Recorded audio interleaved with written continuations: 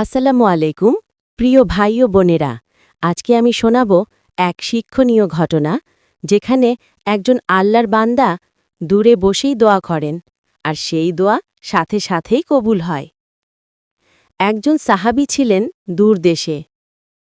তার ভাইও আল্লাহর বান্দা, কিন্তু তিনি পাশে নেই। তবুও সাহাবী নিজের ভাইয়ের জন্য আন্তরিকভাবে দোয়া করলেন, হে আল্লাহ, তুমি আমার ভাইকে মাফ করে দাও, তাকে হেদায়েত দাও, তার জীবনে বরকত দাও। এই দোয়া তিনি করলেন এমন জায়গায় যেখানে তার ভাই কিছুই জানতেন না। মানে, এটা ছিল গোপন দোয়া, যেখানে নিজের নয় অন্যের কল্যাণ চাওয়া হয়।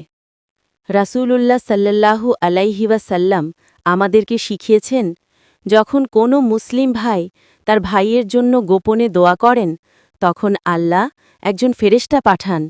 সেই ফেরেশতা সাথে সাথে বলে, আমিন, আর তোমার জন্য একই দোয়া কবুল হল।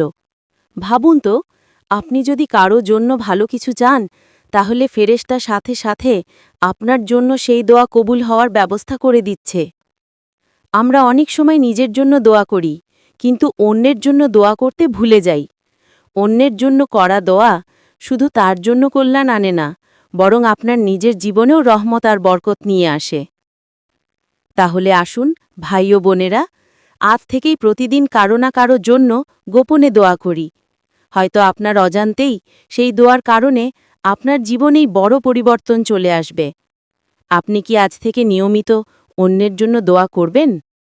আলহামদুলিল্লাহ, আজকের গল্প থেকে আমরা শিখলাম, অন্যের জন্য দোয়া করলে ফেরেশতা আমাদের জন্য আমিন বলে, আর সেই দোয়া আমাদের জীবনেও কল্যাণ বয়ে আনে।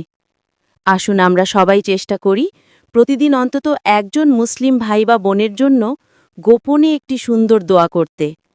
ভিডিওটি যদি আপনার ভালো লেগে থাকে, একটি লাইক দিন, কমেন্টে আপনার মতামত শেয়ার করুন, আর আরও শিক্ষণীয় গল্প পেতে চ্যানেলটি সাবস্ক্রাইব করুন। আল্লাহ আমাদের সবাইকে হেদায়েত দান করুন। আসসালামু আলাইকুম ওয়া রাহমাতুল্লাহ।